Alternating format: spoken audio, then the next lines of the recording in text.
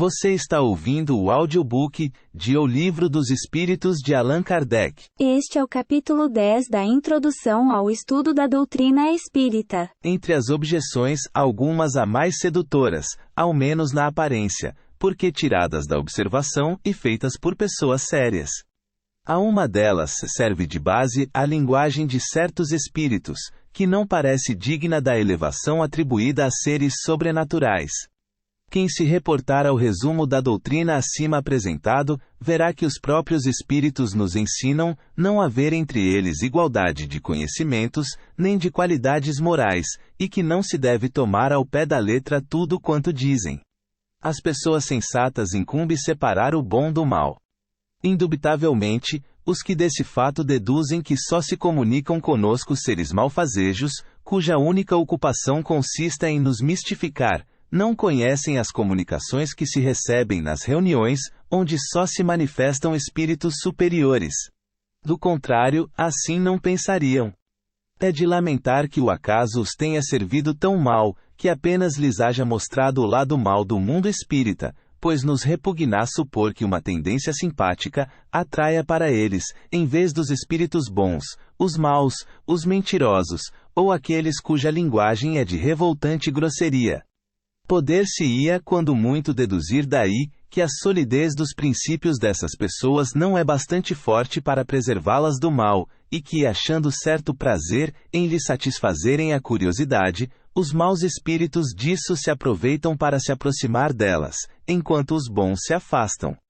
Julgar a questão dos espíritos por esses fatos seria tão pouco lógico, quanto julgar do caráter de um povo, pelo que se diz e faz numa reunião de desatinados, ou de gente de má nota, com os quais não entretém relações as pessoas circunspectas nem as sensatas. Os que assim julgam se colocam na situação do estrangeiro, que chegando a uma grande capital pelo mais abjeto dos seus arrabaldes, julgasse de todos os habitantes, pelos costumes e linguagem desse bairro ínfimo. No mundo dos espíritos também há uma sociedade boa e uma sociedade má. Dignem-se, os que daquele modo se pronunciam, de estudar o que se passa entre os espíritos de escol, e se convencerão de que a cidade celeste não contém apenas a escória popular. Mas os espíritos de escol vêm até nós. Poderão perguntar. Ao que responderemos: não fiqueis no subúrbio. Vede, observai e julgareis. Os fatos aí estão para todo o mundo. A menos que lhes sejam aplicáveis estas palavras de Jesus. Tem olhos e não veem. Tem ouvidos e não ouvem. Como variante dessa opinião, temos a dos que não veem, nas comunicações espíritas, e em todos os fatos materiais a que elas dão lugar, mais do que a intervenção de uma potência diabólica, novo Proteu que revestiria todas as formas, para melhor nos enganar.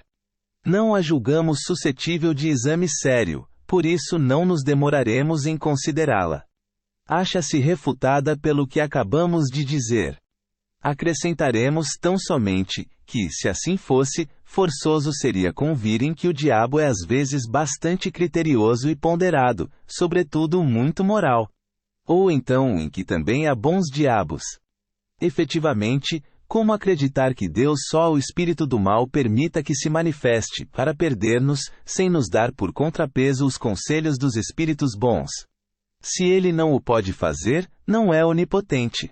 Se pode e não o faz, desmente a sua bondade.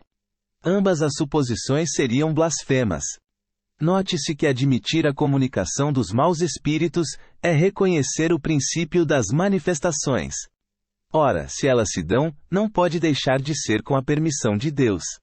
Como então se há de acreditar, sem impiedade, que ele só permita o mal, com exclusão do bem?